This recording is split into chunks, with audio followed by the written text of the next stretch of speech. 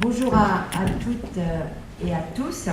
Moi, je suis très heureuse d'être avec vous ce matin et très honorée d'être associée à l'ouverture de cette seconde journée d'études et de réflexion sur l'inceste qui est donc organisée par votre association.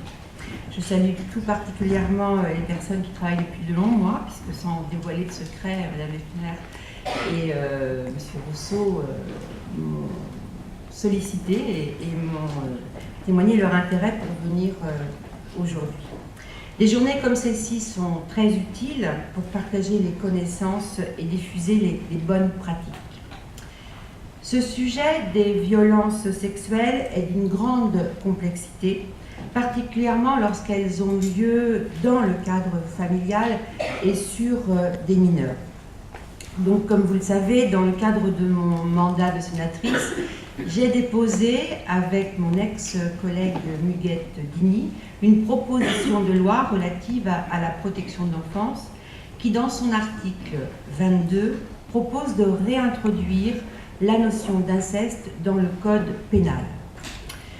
Le Sénat n'a pas voté, mais l'Assemblée nationale, en première lecture, l'a approuvé et même l'a enrichi en prévoyant la création d'une infraction de non-dénonciation d'une agression sexuelle sur mineur jusqu'à 18 ans. Et ce texte poursuit actuellement son parcours. Vous savez, première lecture dans chaque chambre, puis ensuite deuxième lecture. Donc j'ai bon espoir que cet article 22 soit voté prochainement. Et ensuite, mise en application est reconnue. Parce que sans modifier la hiérarchie des peines, cette reconnaissance de l'inceste me paraît essentielle à plusieurs niveaux. Pour les victimes, tout d'abord, car même si toute forme de violence sexuelle est traumatisante, le fait d'être transformé en objet sexuel pour satisfaire les fantasmes d'une personne censée protéger l'enfant contient une puissance destructrice sans pareille.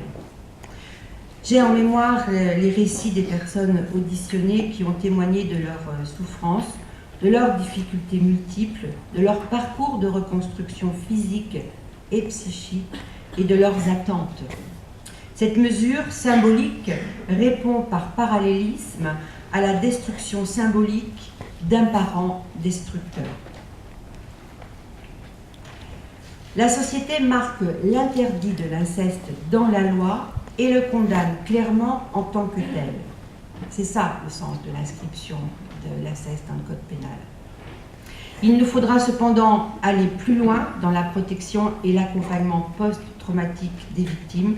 J'en ai tout à fait conscience et je vous accompagne dans cette voie-là.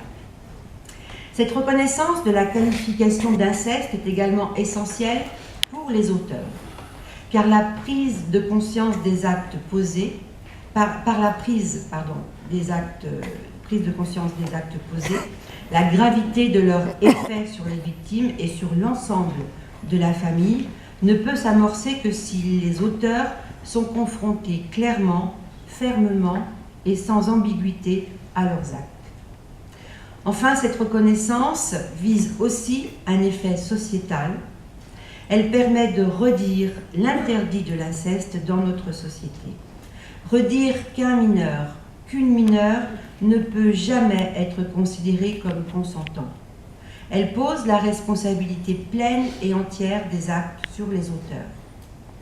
Cette désignation permet enfin de faire reconnaître les spécificités de cette violence trop peu connue, de mettre à jour le processus agresseur et les conséquences pour les victimes, de faire connaître la loi auprès des professionnels comme auprès du grand public.